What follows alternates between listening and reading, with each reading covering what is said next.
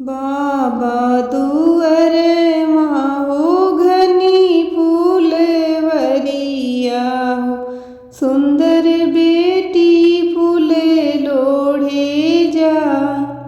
बाबा के बिटिया पर पड़ली नजरिया हो, अब बेटी भैली से आ।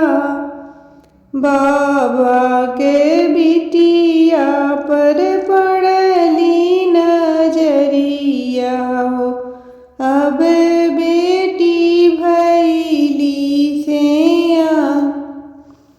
बाबा जिस बान्हले सिर पर पगड़िया हो, चाचा मस्तक चांदन लगा। भैया बरे खोजे चलल चढ़ी साइकिलिया हो, अब बहिनी भैली से आ।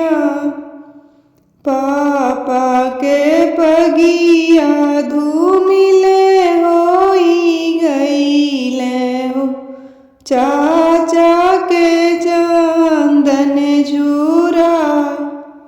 भैया के साइकिलिया हो, भैली पान चरवा हो। बहनी भैली जीव के जंजा, भैया के साइकिलिया